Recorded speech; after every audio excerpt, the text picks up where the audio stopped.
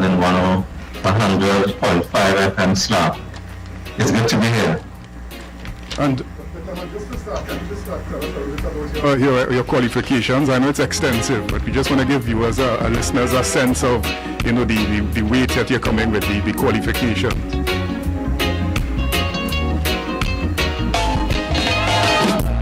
I have a BSc in chemistry from St. Augustine and also a PhD in pharmacology from St. Augustine.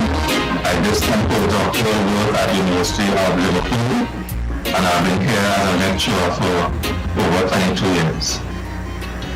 Right, Doctor. And of course, we want to start off with talking about the medicinal value of cannabis. I know you've researched this extensively in terms of observing colleagues across the region internationally. I know you want to get into the research yourself, but can you just start off by telling us what are the primary benefits of THC specifically? And then we'll take the CBD. All right, so the benefits there are about 50 different uses for cannabis. I mean, one major component of cannabis is THC and of course up to the extent CBD. So there are many benefits that it is proposed to have, for example, for chronic pain, back pain, anxiety, multiple sclerosis, epilepsy, there's a whole long list, nausea, vomiting, food therapy, all of the depression. So all of these are benefits that are proposed that cannabis will have. But of course, what we depend on really is the evidence, the clinical evidence of cannabis, and start to say there is not much evidence in most of these uses. Dr. Clement, cannabis has been decriminalized now since 2019. Has the University of the West Indies St. Augustine campus, at least anyway, or Jamaica, applied for any special dispensations to study it any further? Because previously it was because of the legal issues surrounding it. Persons might have wanted to tend to shy away from it, even in the academic community.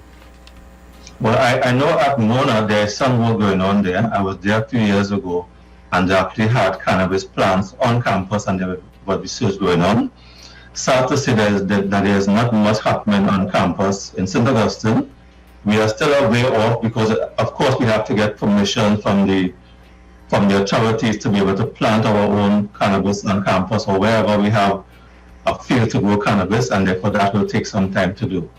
One of the challenges that we have really is that even though we have cannabis growing all over Trinidad and Tobago and the Caribbean, remember there are different strains of cannabis that are available. If you're doing studies on cannabis, you need to know exactly what you're working with, how much THC, how much CBD in the cannabis field to work with.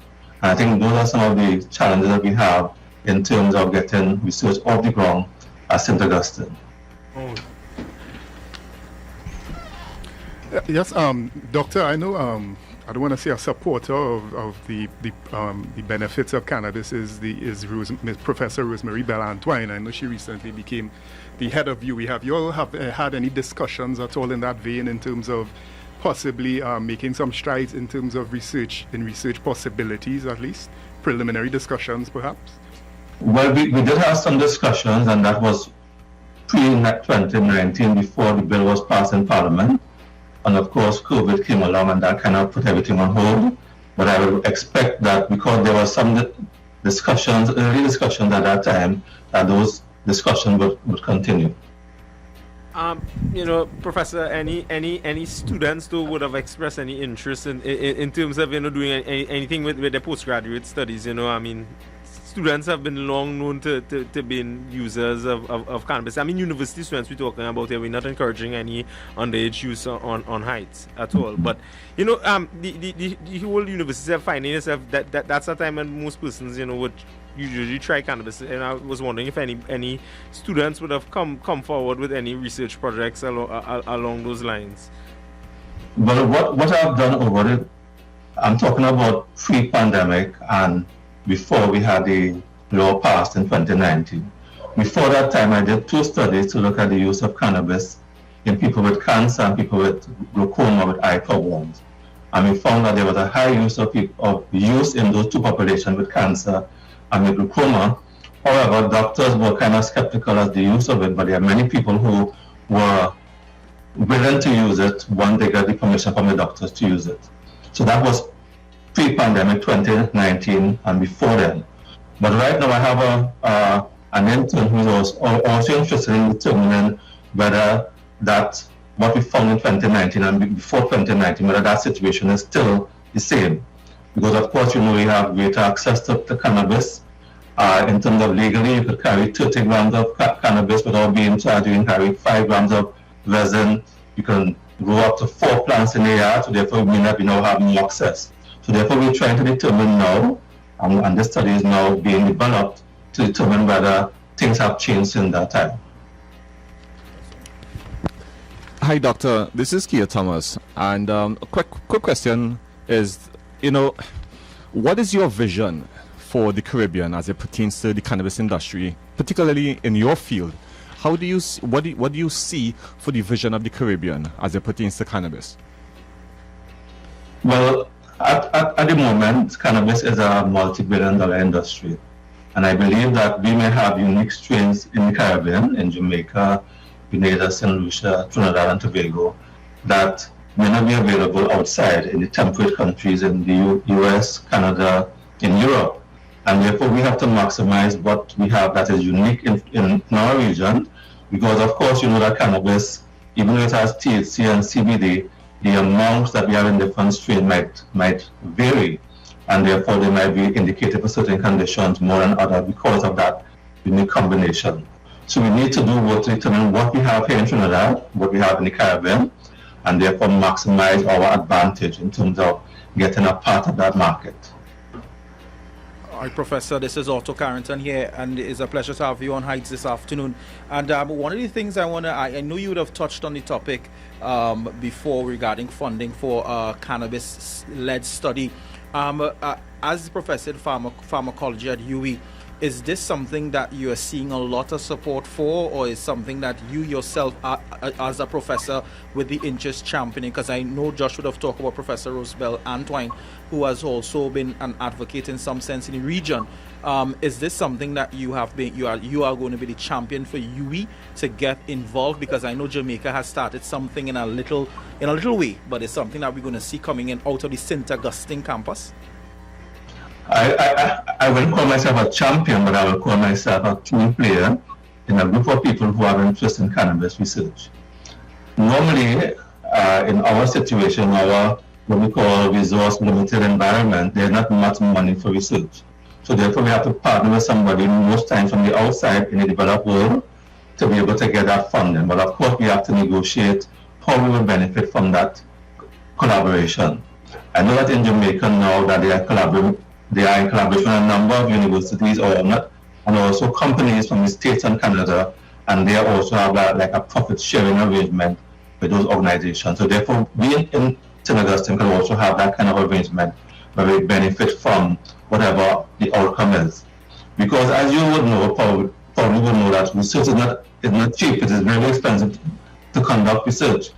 And at present, we don't have that kind of funding to undertake that kind of research, and therefore what we need is to collaborate with people from the outside and profit share from whatever comes out of it.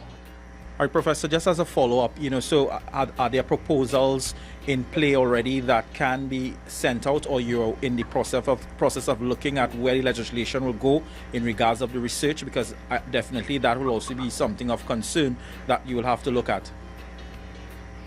Yeah, there is nothing that I know that is already written or a proposal that is in place. But remember, we have to wait until because there's supposed to be a cannabis authority in Trinidad based on the legislation.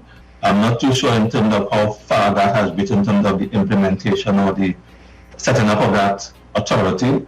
And that authority will give us permission to plant and to cultivate cannabis. So until we have that permission, we cannot do anything. So now we are bringing in Bongo Grace from All Mansions of Rastafari. He's one of our guests here today, and definitely he wants to join the conversation. Professor, he wants to ask you a question, and we're going to allow him the floor now to do so. Good afternoon, Professor. Good afternoon. It's a pleasure having you. Listening to you for a while, right? We do understand that Professor Marshall Emmanuel, Dr. Emmanuel, is conducting studies at Mona University into cannabis research. Yes. Could there be a collaboration between Mona University and the University of St. Augustine, whereby because of the research that you say that you are having problem with, collaborating doing research where these research can now be made public information so as to assist in the development, because Trinidad and Tobago has now undertaken medical cannabis, and understanding the potency, understanding the metaboloids, and there are so many other aspects of the cannabis in terms of chemistry that one needs to know scientifically. I think it is important that the University of St. Augustine set up some sort of curriculum whereby organizations, or stakeholders can start the courses now in order to be certified. So by the time the government establish the Cannabis License Authority, there would be people who would be knowledgeable in terms of information, in terms of disseminating proper information, in terms of making Trinidad and Tobago more viable in terms of the industry. All right, so thank you very much. There are a couple of questions there, so I'll probably see if I remember some of them. So there's Dr. Emmanuel from Mona. I had the opportunity to meet him a few years ago, and I haven't been able to follow up what he's doing, and there are a number of people who are working on cannabis at Mona. And I suppose that we at St. Augustine will have to relate with them to determine, okay, how can we get involved in what they're doing. I think the second question that you asked was about, in terms of education. We don't have a formal program at UW St. Augustine, but I, as a lecturer in pharmacology, I have a lecture about cannabis that I teach to medical students. So they will get information that they will be aware of when they go out as doctor. They will know, okay, what patient will be asking them, and they should have information to actually have a conversation with patients. But of course, it's very basic information. They will need to avail themselves to more in-depth information. But at this point in time, there isn't a program to say that there's an organized diploma or anything like that that's available at you. Okay, Doctor, thank you very much. My name is Verse. I am actually new to the program here, and it's very much a pleasure of mine to listen in and to be part of it. We're just going to take a short break just to pay a few bills, but we'll be right back. And for those of you, the WhatsApp is up and running, 7077526. So you can feel free to send us some messages, or if you have any questions, you can as well. And of course, I must say thanks going out to our sponsors. Yes, Royal Stout Extra, all right, and of course, 1212 Grow Shop. Yes. All right, guys. So we'll be back in a few. Keep it locked.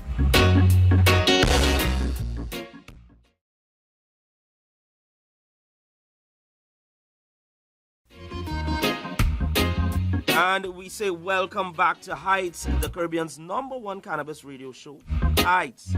This segment is sponsored by 1212 Grow Shop, located at 103 C Street, St. Vincent Street, that is, alright.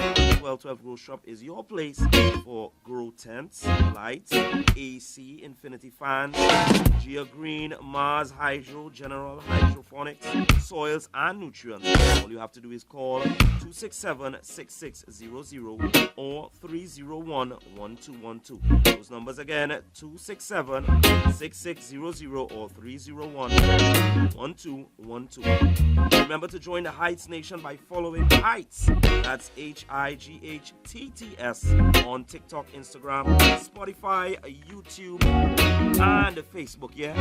There you'll find exclusive Caribbean cannabis content, yeah? You can also listen to the past episodes via Amazon Music, Apple Music, and Audible. And just for the record, Sonny was approved for the night off, yeah?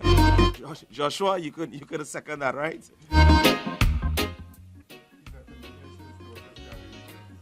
Much love there again. He's attending his daughter's graduation. Yeah. And we have with us UWI Professor of Pharmacology, Dr. Yuri Clement.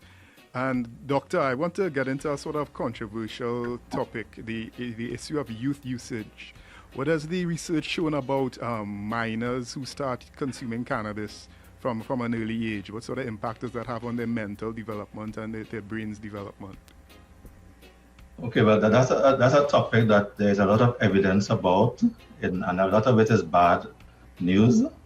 And first of all, they have shown that it kind of stores development of the brain, and therefore it causes some sort of retardation in terms of their mental development. And they have shown that people who start using marijuana early, that they have a significant drop in their IQ over time. They've also shown that when you start using cannabis early, that you also have the increased likelihood of having depression, which could lead to thoughts of suicide, that could also lead to actual suicide. So those are two big things that happen when you take marijuana from quite young. An additional thing that happens also is that people who have a history of schizophrenia in their family, who are prone to develop schizophrenia, they have found that when you take marijuana from young, that the onset of schizophrenic symptoms starts earlier than would be normal. So those are three big things that are bad about starting marijuana early. It affects your mental intelligence, your IQ. It affects in terms of your mental status, in terms of depression, and if you're prone to develop schizophrenia, it also pushes you to develop it at a faster rate.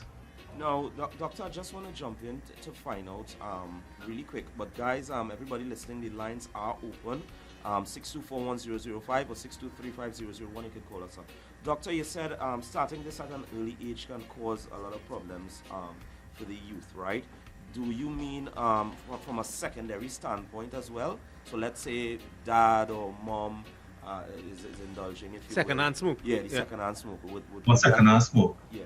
Yeah, when you smoke, remember you don't inhale all of it. Some of it escapes by the side of your mouth, or when you exhale, and therefore you are in the space where you are also inhaling that as well.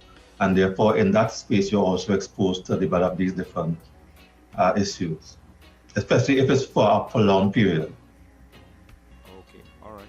But while you said that UB St. Augustine hasn't really grabbed the bull by the horns, so to say, and started research, from being a medical professional, have any family members or friends or even associates contacted you and asked you in the past, even before decriminalization, about this, with the worldwide trends and information becoming more available on the decriminalization of medical marijuana in the US especially? If anyone has asked me about it, well, I grew up in a community where there were limers on the block, where their habit was ready to smoke marijuana. So I was passing through, but they wouldn't ask me questions about it, but I could see the effects of their chronic use of marijuana. I'm talking from the sense that any cancer patients, persons who have tried everything and have given up. We have had testimonials with people. Again, I understand that you wouldn't make a recommendation without the necessary research. But I was just wondering, if anybody, any older persons, saying, okay, I have this ailment, I've heard this, somebody told me about this, from that experience in that sense. Even if you advise against it because of the lack of the research in your mind. All right, but remember I said that before 2019 we had done some research in cancer patients and then people with glaucoma. And in some of those people, they are saying that they were able to get benefit from using cannabis in their situation. So for example, for cancer, they would have gotten benefit from it reducing the nausea and vomiting from chemotherapy, or it might help them with severe pain, or maybe help them to sleep. So from that perspective, not so much from a personal perspective, but from patients' report. Okay, sounds good. This is a lot of information. Guys, again, I just want to jump in here and open up the lines at 6241005, 6235001. You can call us up. This is Hightts. Hi, Professor. Is there any, or are there any countries that you would say that, for your personal view, that you would like to follow as it pertains to a research model that you are aware of in the global world in the area of research. Is there any particular country that you basically look at and say, you know what, we definitely want to follow their model, their research model? I think Canada is a country that has done a lot of work, and they've done a lot of work in terms of looking at the chronic users as a whole and looking at in terms of medicinal use. So I think Canada might be a model that we might want to follow.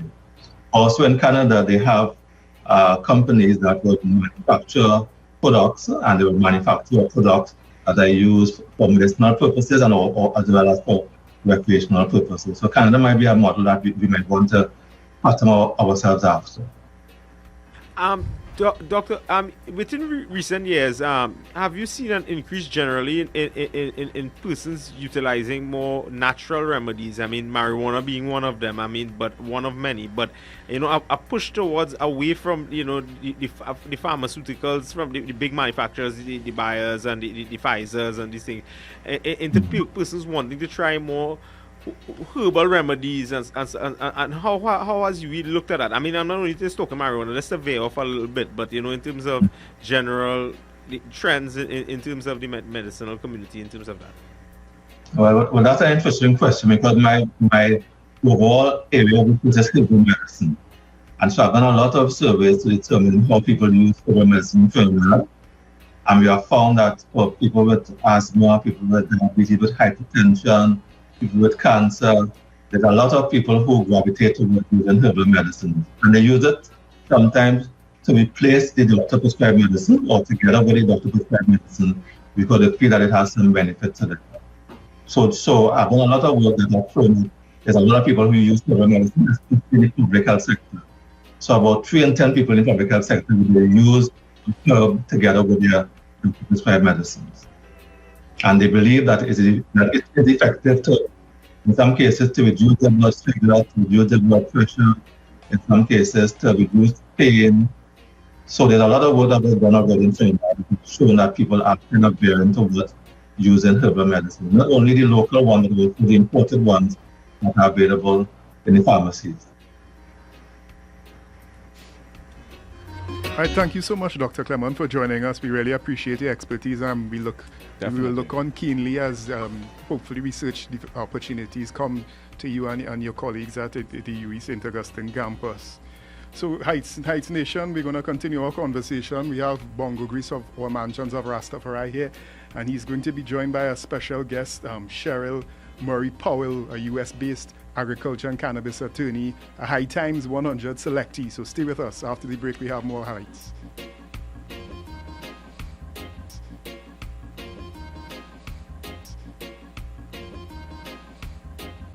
Joshua, I must say thank you once again to you and the entire team for giving me the opportunity to slip in for Sunny. No, man, it's a pleasure. A learning experience. You're doing a good job so far. And for listeners who are wondering who hard track is that, that's Jalifa. We'll be talking to her later and getting her story. Real vibes with our song. I'm bonks in here. Nice. Hey guys, don't forget to join the Hightts Nation by following Hightts. It's HIGHTTS on TikTok, Instagram, Spotify, YouTube, and Facebook. Right there, you'll find all the content that you're looking for.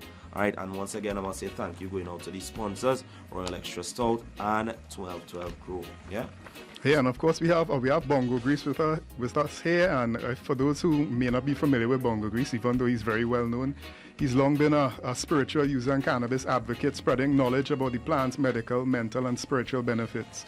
He's one of the country's most well-known Rastafarian leaders, representing all mansions of Rastafari. But also joining us via phone is US-based Hight Times Top 100 agriculture and cannabis attorney Scheril Murray Powell, Esquire. The Esquire has experience in both the marijuana and hemp industries, specializing in cannabinoid legislation and legalization. She also serves on the board of many legal and cannabis-related organizations. Esquire, I don't know if you can hear us. Can you? Yes, I can hear you. Give thanks. Thanks for having me on. Super excited to further this discussion about cannabis legalization globally. So thank you for having me, and I look forward to speaking to you about this topic. Thanks so much for joining us, Esquire. Esquire, I just want to start off. I know you're U.S. based. I want to get your opinion on the state of legislation across many states. I know there are differences between the legislation in the states, but some of the central core components. What is your opinion on some of the central core components of? Absolutely. So, in my work has been mostly focused around social justice, social equity, and social responsibility. Social justice being the remedy for the wrongly incarcerated individuals and separated families as a result of the war on drugs, or what we call the criminalization of cannabis. The social equity piece has to do with, equitable participation. So making sure that there's an opportunity for everyone to participate in what is a very lucrative and booming industry. And then finally, the social responsibility is just that responsibility of individuals who are making money now, post-legalization, to contribute to the communities that were harmed. So with that said, my focus has been on identifying policy that aligns with those values, what I call the 3 pillars of excellence. When you look across state lines, as you stated correctly, cannabis legislation and regulations varies from state to state. So it's very confusing for patients as well as other consumers, because you may be in one state one day and it's legal, and then take a flight and you're in a situation where you're risking incarceration or other sanctions. Which states, so sorry. Yep. Which we found to be more progressive than others in terms of that social justice and in terms of equality in that sense? We're seeing a lot of progressive movements through the Northeast corridor. So when you talk about social equity, it really started in the West Coast in Oakland, California, and then it kind of cascaded throughout the state of California. And then we saw murmurings of it in Maryland and Pennsylvania. And then eventually Illinois was referred to as the gold standard. But now what we're seeing in the Northeast corridor with Massachusetts and their approach to equity, New Jersey, New York, and Connecticut, we're seeing a lot of progressive activity that is recognizing, people of color. They may not even specify that as the criteria, but what they typically use to identify those communities' harms is a term called disproportionately impacted communities. So these are communities that, based on research and police records, they can show that law enforcement was trying to, starve these communities. Law enforcement was trying to break up families in these communities, and using cannabis as a tool to do so and incarcerate. And again, cannabis was a profit center for law enforcement due to fines and bail and things like that. So that's kind of the environment we're coming from. But when we talk about progressive, the Northeast corridors where a lot of this legislation and regulations happening. I'm currently in New York, where the MRTA passed the Marijuana Regulations and Taxation Act.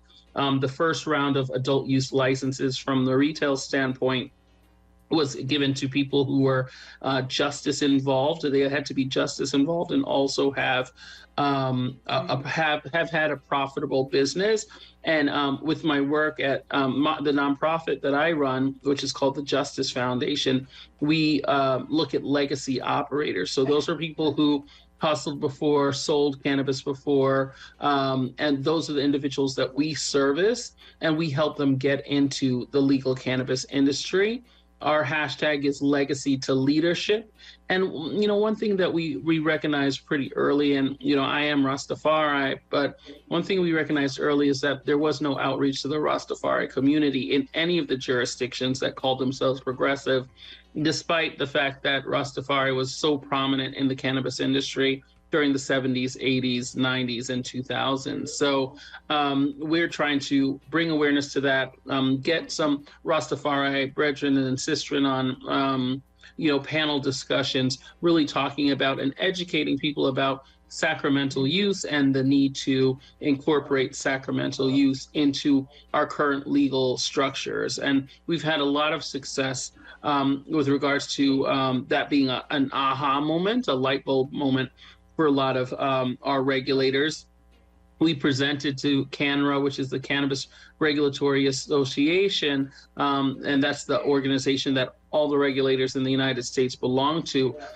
We presented our legacy to leadership approach, which also included talking about Rastafari. And through the ASTM International organization, we're in the process of standards development for sacramental use being incorporated into legal frameworks. And we've also defined legacy operator in a way that can be adopted by global jurisdictions. So I'll share that with you in just a moment.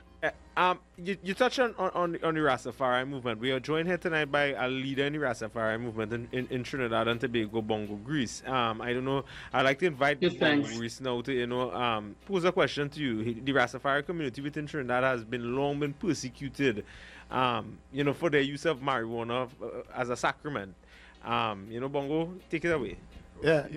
Greetings, Scheril. Greetings, Bongo. Yeah, one perfect love. One perfect love. As you are aware that Trinidad and Tobago is now setting up the Cannabis License Authority and now going into regulations.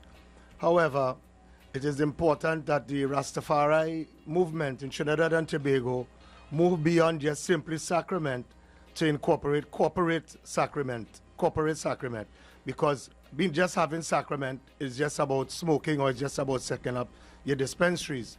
However, there are so many other aspects of sacrament that can benefit the Rastafari community.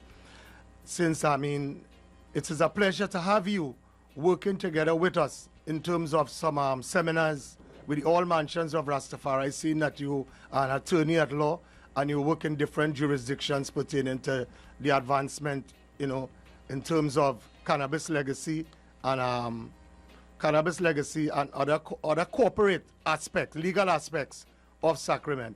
Because to some Rastafari, just growing the herb home alone and having it home is a sacrament. However, being on the jurisdiction under the government policy, it's different.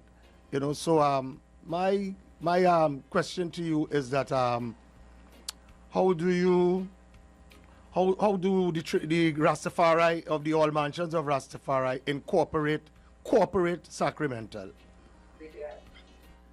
Yeah, so that's a really good, important point. So I am the first vice president of the Ethiopian World Federation, which was founded by the Constitution by Haile Selassie I, His Imperial Majesty.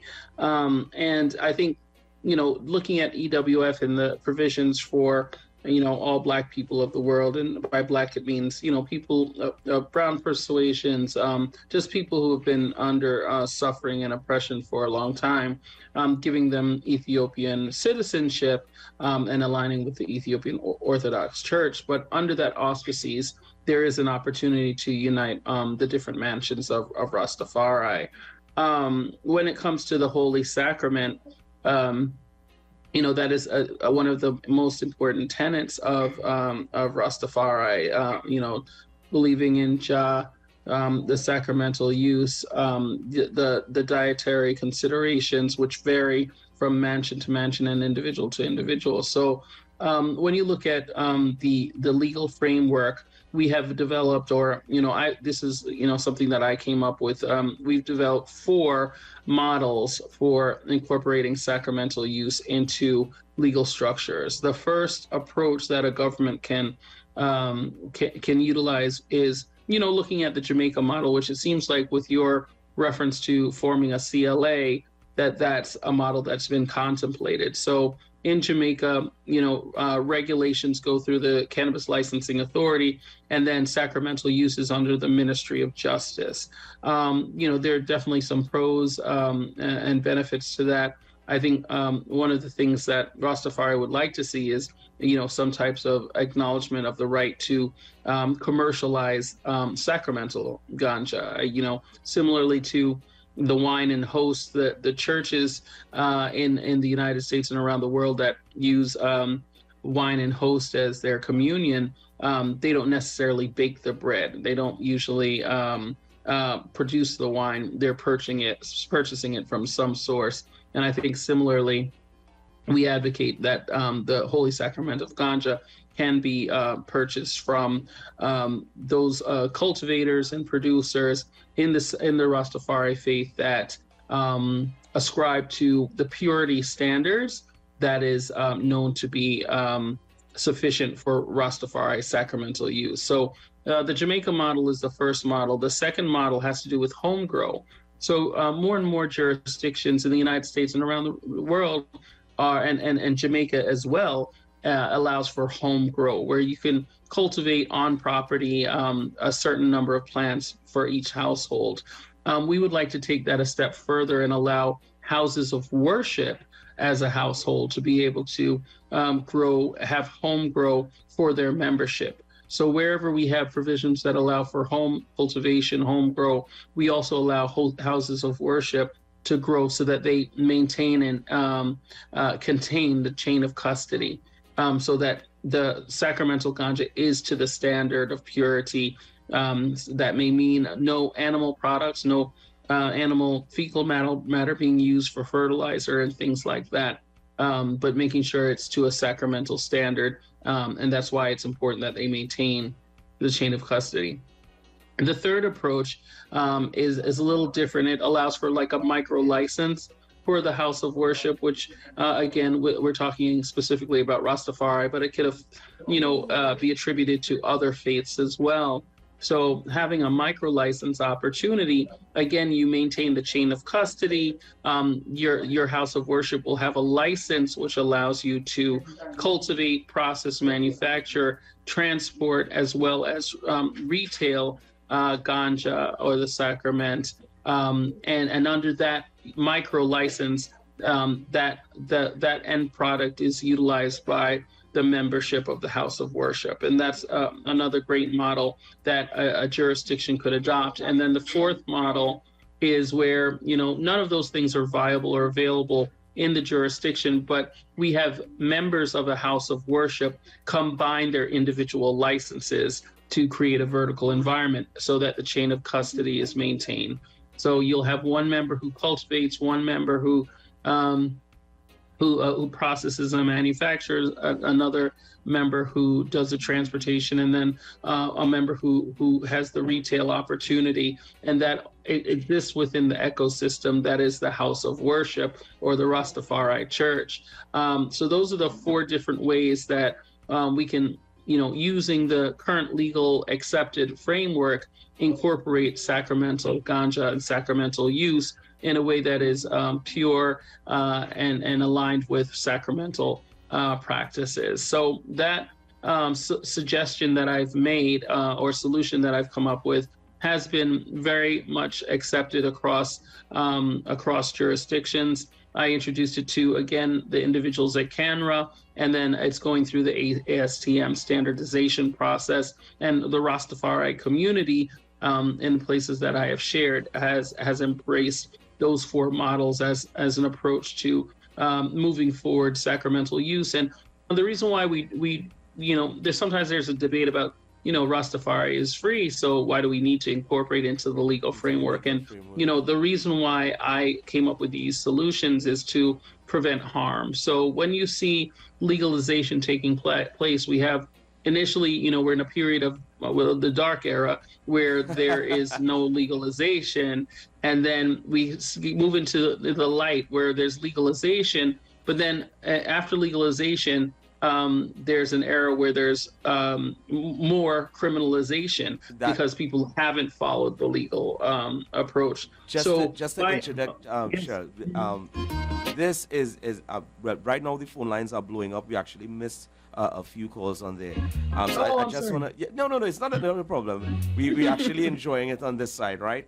So what we're going to do is we're going to pay some bills really quick, and then we're going to come back with some more because you're giving us a lot here. I think I needed to work with a notepad to get some extra notes on this. Yeah? It's recorded. It'll be on social media. Oh, yes, of course. I'll be back in a few, guys. Keep it locked.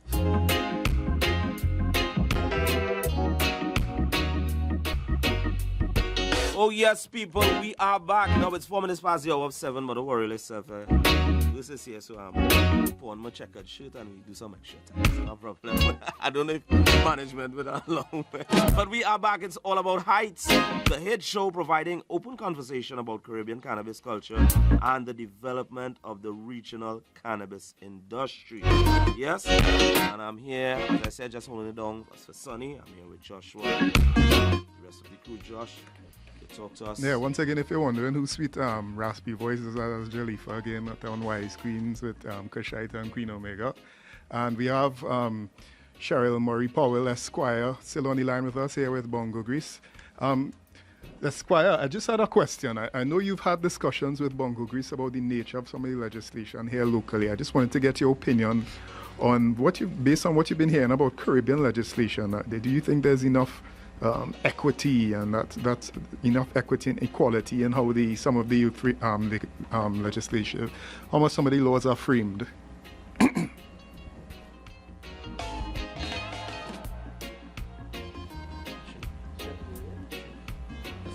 Esquire, sorry, you're still on the line, Esquire?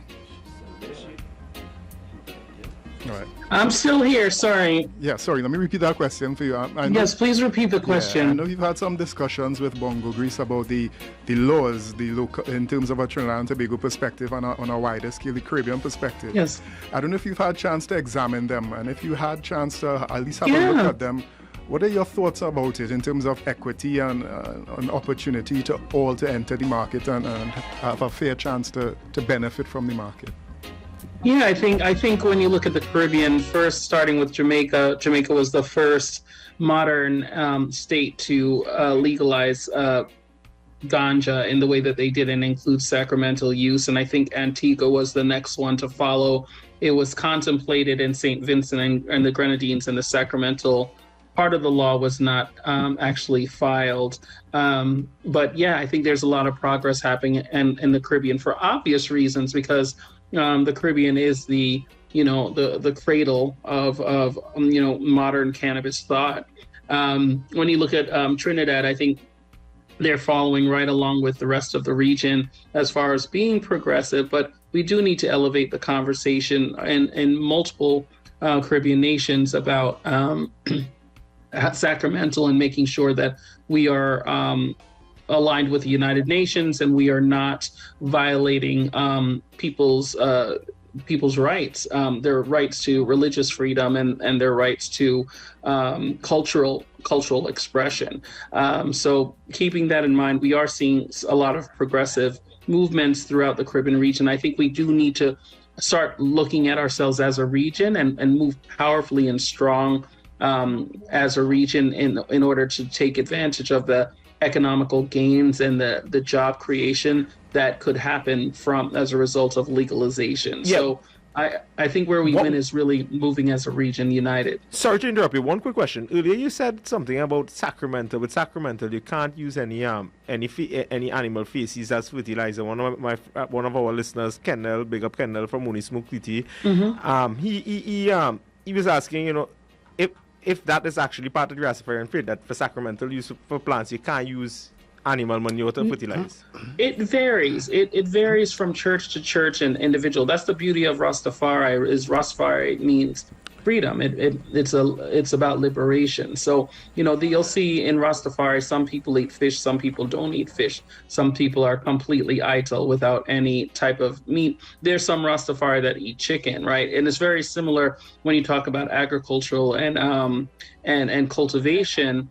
There are some members of Rastafari that would allow for rabbit fecal matter or even pig fecal matter or whatever to be utilized in the production of the sacramental ganja. However, when we're trying to set a standard, we want to make sure that we're not excluding anyone and we're driving towards the highest standard. So I'm a proponent of veganic growing and cultivation of ganja, but there are others who do not feel the same. And that's why I think it's down to a church by church scenario or a house of worship by house of worship scenario, where a group of people who come together in Rastafari can identify for themselves what that standard is for that house of worship and grow accordingly, and they maintain the chain of custody. if there's a house of worship that believes in only veganic products, to expect them to go to a store to get sacramental ganja, it's unfair, because we don't know the origin of the plant. We don't know the energy that was around the plant through cultivation, through processing, to being a finished good or flower to be sold in store. So when you give the responsibility and the authority to the actual house of worship, the members come together and they set the standard. And that way you're not in conflict with the fact that Rastafari is about freedom. But when people come together as a church and as a membership, they can determine that standard and then grow according to that standard for a finished product that all of the members can enjoy without, fear that it's violating their own code of ethics and their practices. Thank you very much, Esquire. I think we need a bigger we'll discuss. I know Sonny will do it, but thank you very much for so the welcome. knowledge, for the patience with us, with all the questions and so forth. It's really been an honor. Thanks. Yeah. Knowledge is the way to the future. Knowledge is power. Definitely. And one thing that we believe in strongly is love and power. Sometimes it requires fire, but love and power to the people. Yes. And by educating and by sharing our knowledge and by you creating spaces so that we can have discourse, that's how we move things forward. And we invite our politicians, we invite our even law enforcement to take part in the discussion and understand our ways, so that they understand why we're so passionate about having the ability to freely take part in our holy sacrament. Exactly. Well, I know the team will definitely keep in touch with you. Once again, I want to say thank you. Give thanks. We're going to go out with that. Well, definitely one of my favorites now. Queen Clutchy. Yeah, man, we're going back here.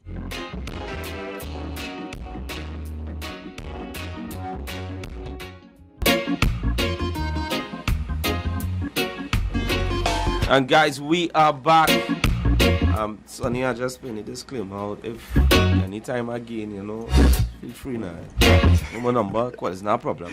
I don't mind. It's the conversation. It's the off-air conversation that piqued me too, about the vibe nice, nicer too, because we have Jalifa here. Definitely. So Jalifa is joining us, and I just want to give a little bio of Jalifa.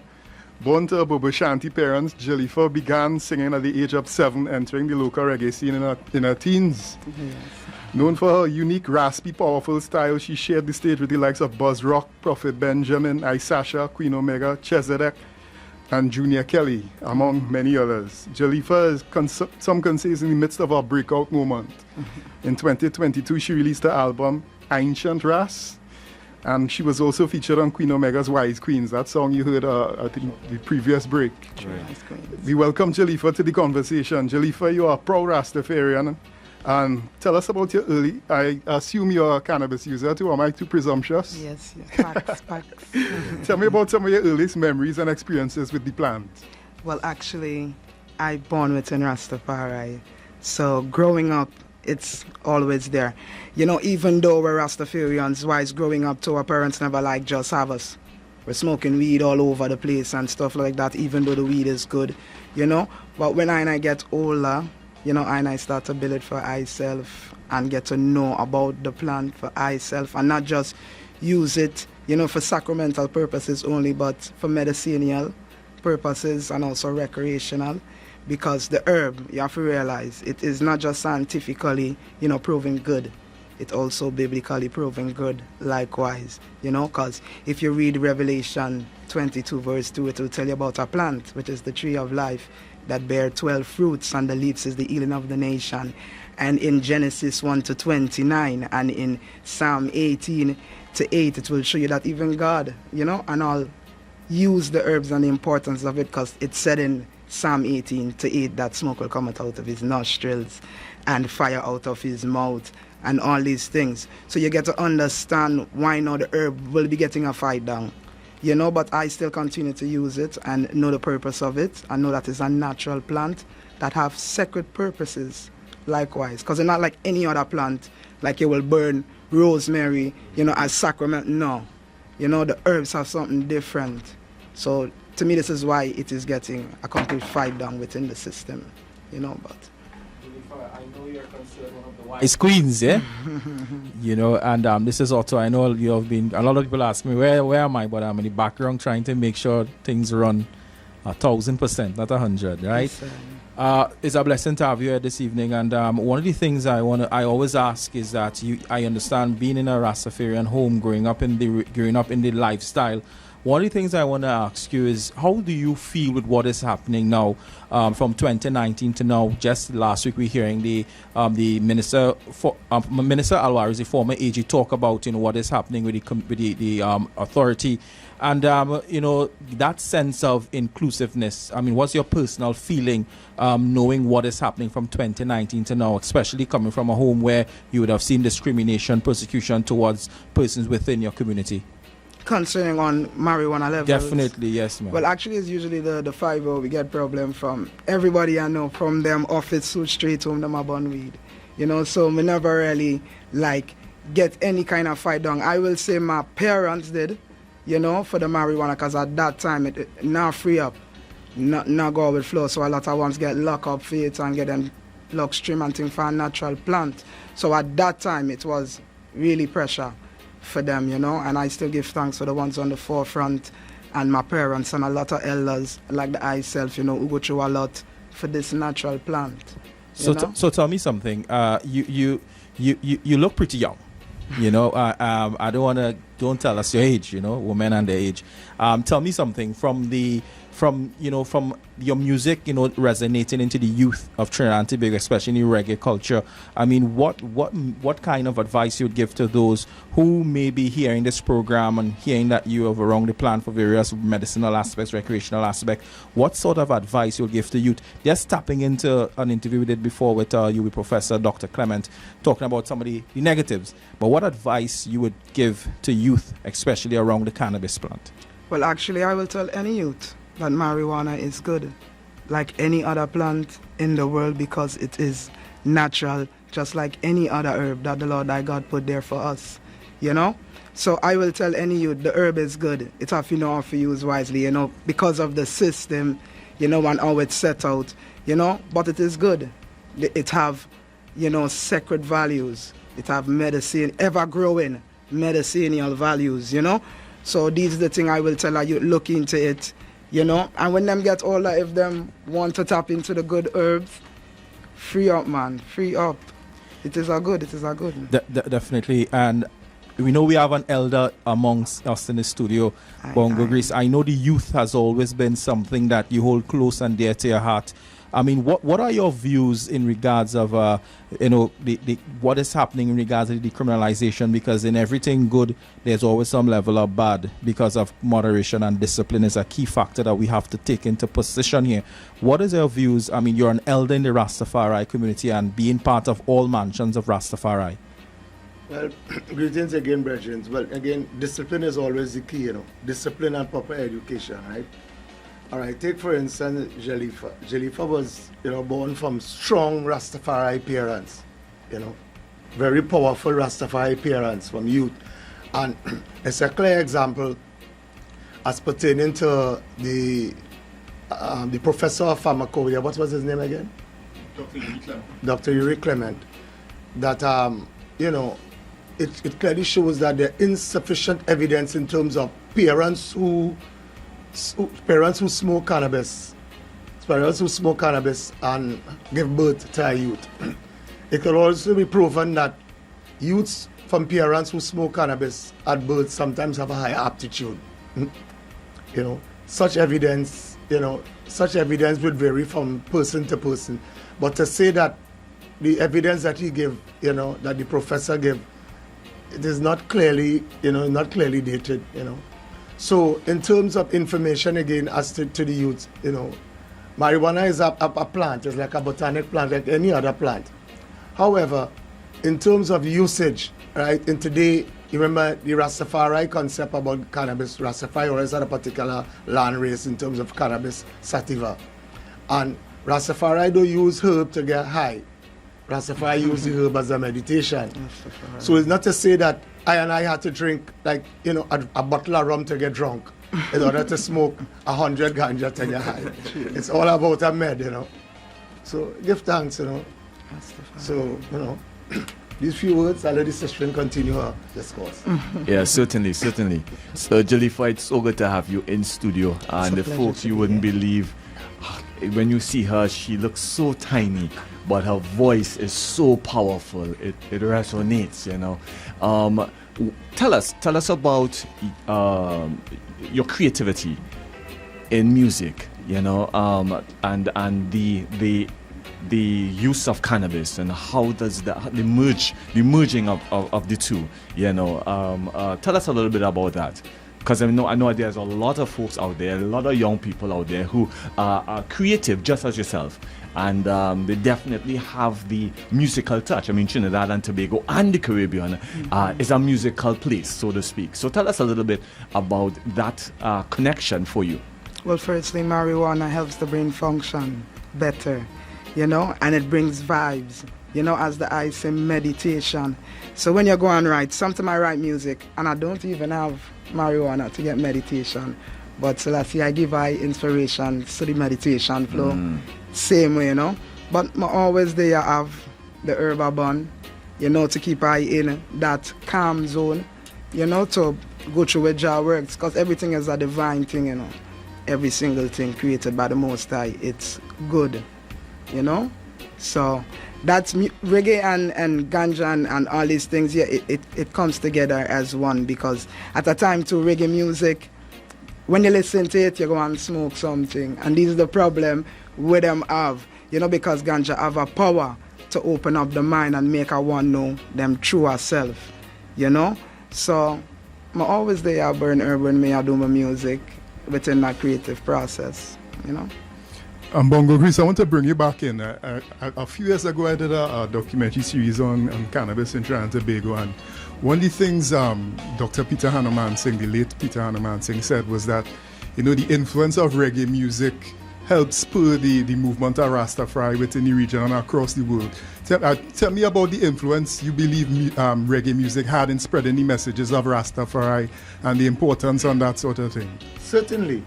Reggae music had been a force of influence to Rastafari, because from in the early days, from in my days, when you hear a burning spear with Mamali, you're late to go out and you're tying your shoulders, but you won't leave the house until you're done. So many Rastas, even today when you compare Christianity to in terms of reggae music, certain reggae music, you would find that there are those reggae music come like songs of redemption to many Rastas, rather than really code of conduct in terms of other aspects of religion and that thing. So reggae music had always been a very powerful force of influence pertaining to Rastafari. And Jalifa, just tell me, what were some of your early inspirations? When did you realize that reggae music is for me? This is what I want to do with my life. What was it that sparked that moment? Was it a particular lyric from a song? Was it you went to a concert, or did you hold a meditation and that came to you that this is your purpose? Well, actually, it started in my home, because my whole family is a musical family. My father was a DJ, he also MC, and him always play Burning Spear and Ras Michael and reggae music. I go up with that rootical kind of song. But I actually started out doing hip-hop music. You wouldn't believe. I started out doing hip-hop and R&B and all these sorts of different music. So reggae actually gravitated towards that naturally, because that was like the sound in my house. I just came in with the hip-hop and all these things naturally. So that means it was naturally in me already, you know? It's amazing to see the talent that comes out and the present that comes out from small packages. As a guy, you know, in the realm, you know, because they look at it and say, hey, you're not 5'5", you know, it's the city power, you know, big things come in small packages and it's really good. But Jalifa, the music itself, I would say keep it coming. give thanks for everything.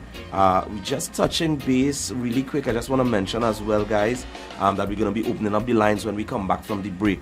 All right, now this is Hightts. Now, as I said before, everything you heard here, you hear the voice. I know some people scrambling on the phone to catch a piece of the recording, to catch a piece of Jalifa, you know, don't worry, you have everything recorded, guys. Just check the Hightts social media pages and you get all the content that you need. All right, so we're going to take a break. When we come back with more vibe, more energy right here.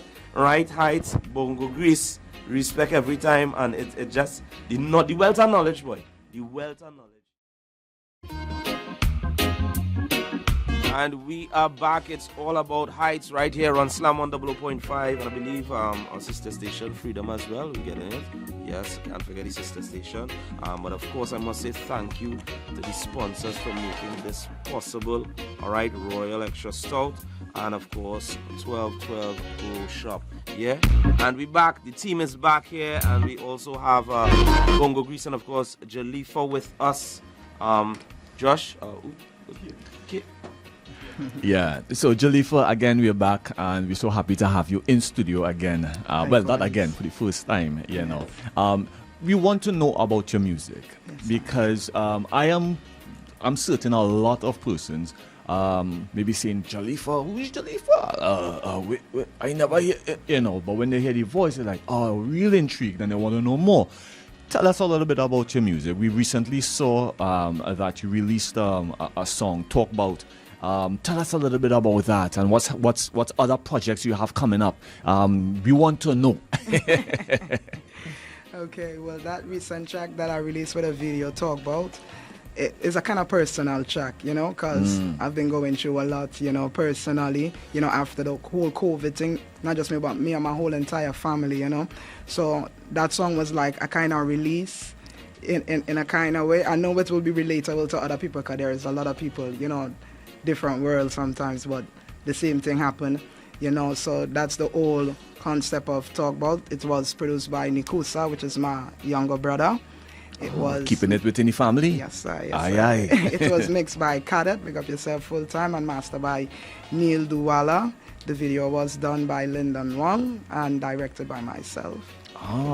Interesting. So, are there any upcoming projects or any things that you have in your works that you want to, you know, sometimes we hold a little something on the side and we wait a little bit before we bust it, but could the listening public, the world know give you a little sneak peek of something that might be coming out soon, or, you know? Well, there is a lot to come. I have a lot of music videos and a lot of collaboration, likewise, with people from out of Trinidad, you know, so just stay tuned to the frequency. I don't want to talk too much until it finalized, you know, but there is a lot of things coming out, you know, just stay tuned to the frequency, man. Well, Jalifa, before we let you go, we got a acapella something now. We had to hear that powerful voice, you know. We had to hear something. We look like a mouse with a jaw of a lion. You know, we keep it in our righteousness with the fun, you know, bigging up Hightts, you know, where knowledge grow, you know, and give thanks for that sacred plant, marijuana, you know. I mean, well, it's the Fire Princess Jalifa representing straight Bongo Grease. Big Up Yourself Full Time. I mean, I got a backyard full of herb, vital seasoning. Smoke the herbs, listen the birds, vital reasoning. It just a flips to take a try. Listen, Mr. Officer, you just my baby, I am watering. I got a backyard full of herb, vital seasoning. Strictly Santa Mata, gold, big trees and seedling. It just a planted, bring the arms, so why you say you break the law when it's my baby, I'm just watering. Police boy, kick down my door like I'm a criminal because I have it naturally, organically grown with no chemical. Look at this garden, Mr. Corporal. You see only botanical, just like the collie greens or the provision. This plant of arm, it never kill no man, cause we've been smoking marijuana even before the days of King Solomon. Words of the wise is right and never wrong. Why buy when there's a plot along? I got a backyard full of herb, vital seasoning. Yo, Hightts, pick up yourself, full start, fire. Jalifa, before you go, just tell us how people could connect on socials and that sort of thing. Oh yes, you could find me on Facebook and on IG as Jalifa Official. My YouTube channel, Jalifa Official. Just type it up and you'll find me. Jalifa, much love, you know. We look forward to seeing your career continue to blossom. More strength, more love, you know. Upward mobility. Rastafari works and message. Forever live continually. Thanks, honorable. Thanks. And stay tuned, Heights Nation. After the break, we have the Grow Guru segment with Mark Seebran and Derek Achong. Stay with us.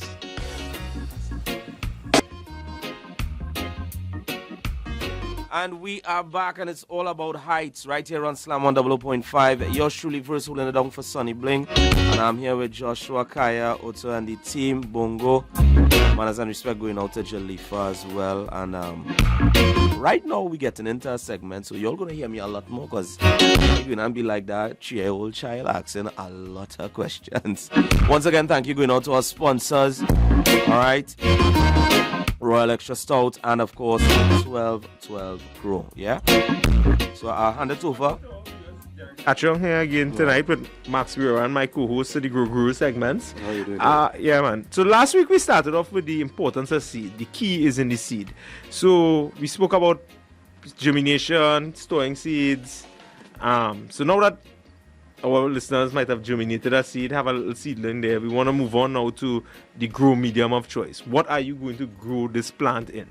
I mean, obvious thinking is that soil. You just stick it in the ground in a hole and let it grow.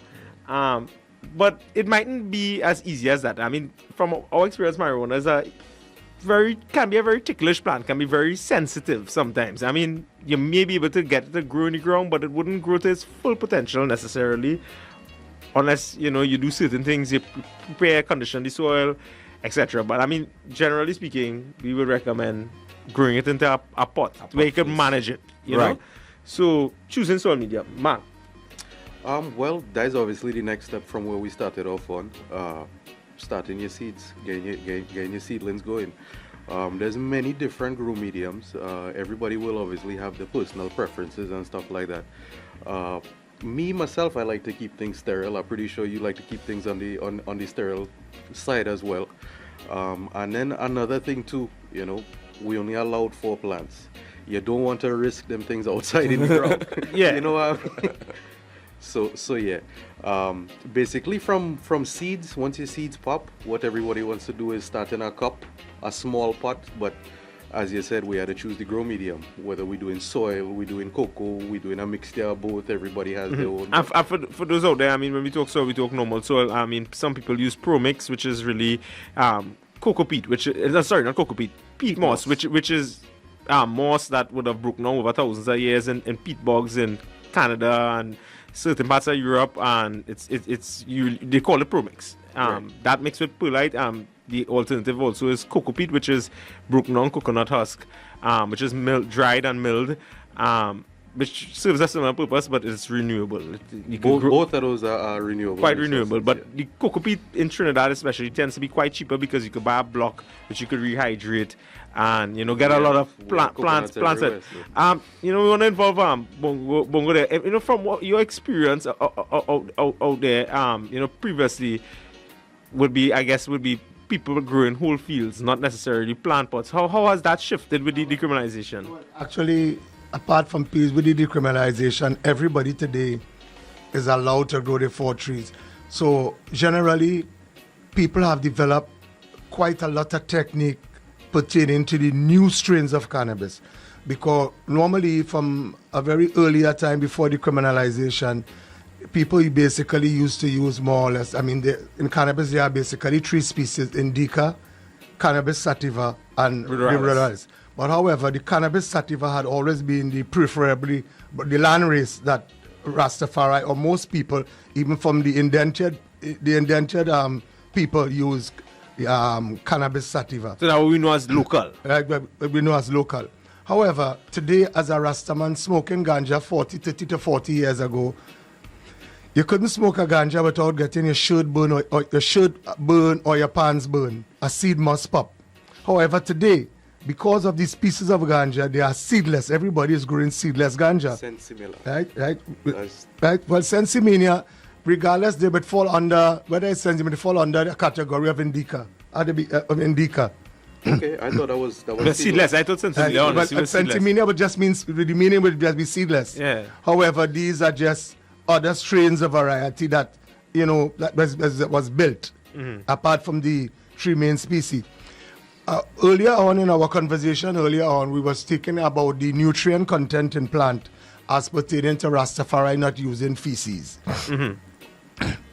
I would say that in Rastafari, in terms of our pure organic weed, it is not recommended to use different feces in terms of a nitrogen content like whether rabbit, chicken, and all these different things.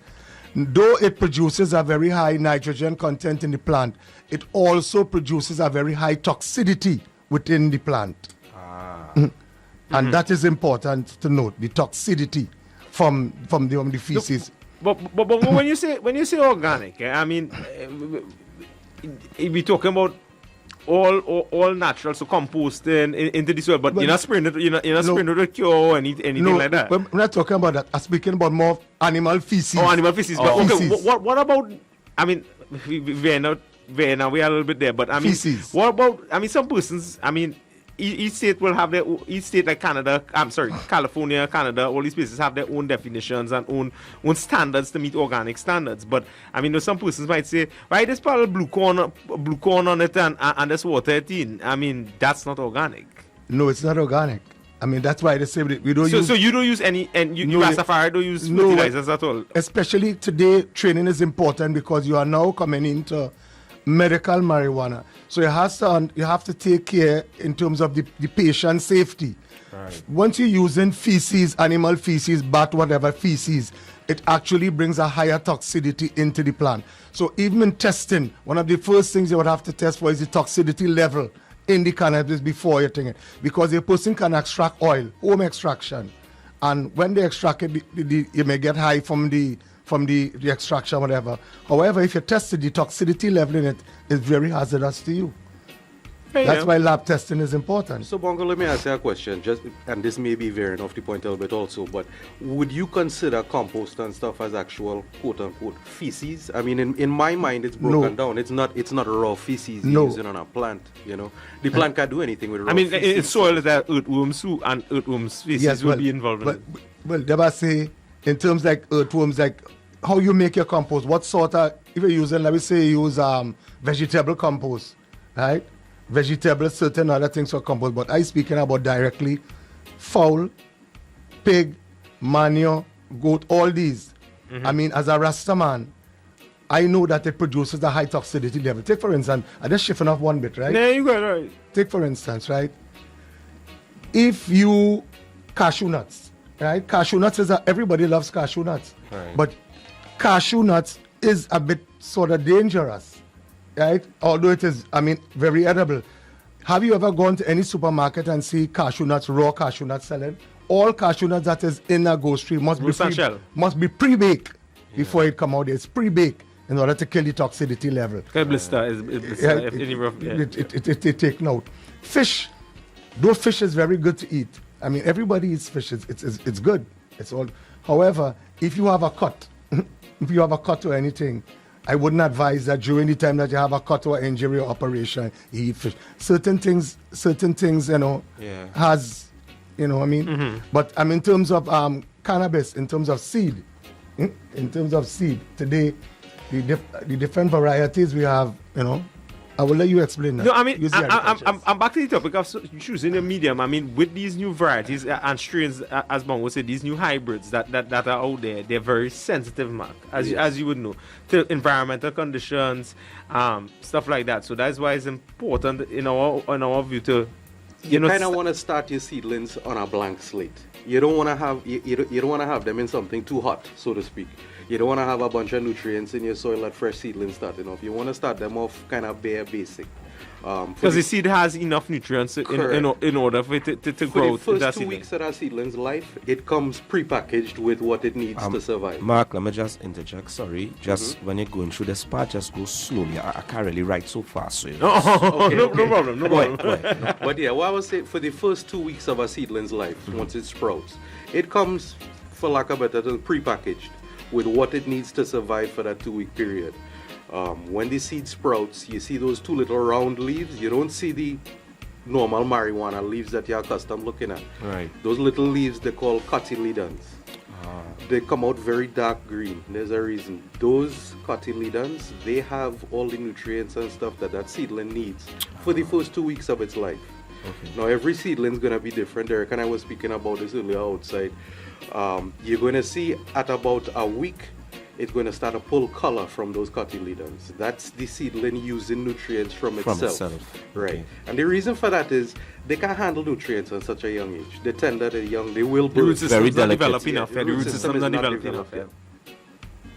So, I mean, again, as I say, I mean, generally speaking, personally, you said, so your medium of choice is from transplanting from seedling to is what, Promix, or is, I like a 50-50 Pro Mix and Perlite. And now that's a lot of Perlite, but I like to so have Perlite it is like ground up styrofoam essentially. It allows aeration in the plant. Otherwise, the soil tends to get very dense and the soil is waterlogged and the plant will be stunted in its growth and would tend to die or not produce as it should. The seedling and its roots need water, but they need oxygen equally as much. I use that much Perlite just to keep my soil area. I want it a little fluffy. I don't want it to hold a lot of moisture and be dripping wet. Yeah. I just want it moist. And where am I getting my Okay, Promix and you can get the Promix and Perlite from any agri store. I mean, one of our sponsors, 1212 Grow Shop, is on Abercrombie Street in Port of Spain.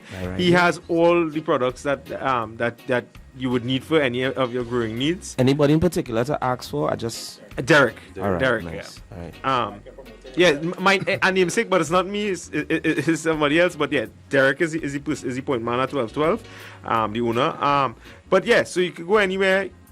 You could, whether you're choosing Promix, you're choosing soil from your yard. I mean, again, I would advise against soil from your yard because you don't necessarily know what input material there. If a dog feces would have been there, as Bongo would have said from before, or what mix would have been in that soil. It could just naturally have a high nutrient content in it. Yeah, my personal preference is cocoa because it's cheap. It's you know, it comes in a small packet, so it's easy to store, and you know, it's natural in that sense that it came from a plant. Same thing with cocoa peat in that sense, but I mean, I use a mix of 70 to 30 because I don't want my pots drying out too much. I mean, there will be a difference if you're growing indoor, outdoor.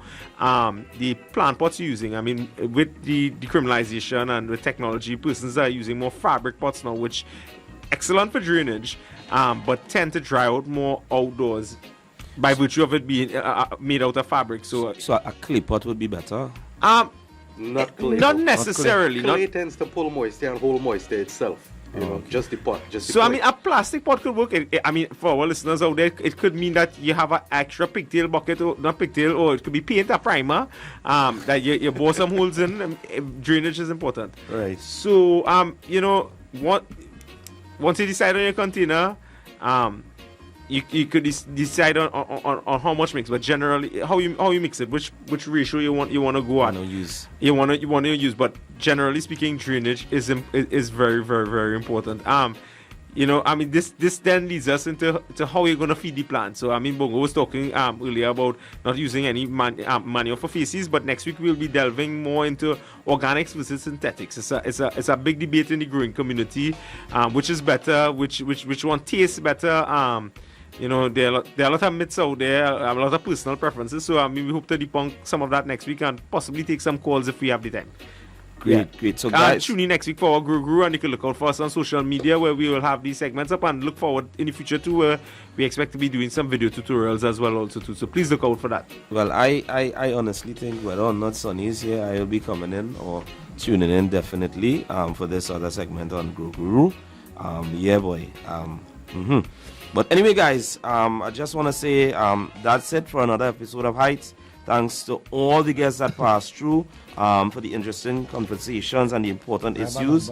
And a special thanks to all our sponsors, of course, Royal Extra Stout and 1212 Grow. Now, next week's show is going to be a special regional show because we're going to have Sabato Caesar.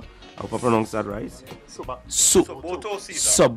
Thank you very much. Saboto Caesar joining us from St. Vincent. We're gonna have Zach Hadid of Grow Antigua and Barbuda, as well as Junior Kelly of Jamaica and Trinidad's very own Black Loyalty. Not forgetting former JCLA chairman, that's Lavon Flynn. Definitely, as well. Yes, from Jamaica, yes. From Jamaica as well. All right. for you. But also, y'all go ahead. Well, I just want to, say it's a pleasure to wrap up yet another episode of Hightts. I mean, this today was really intriguing. I just feeling like we need some more time.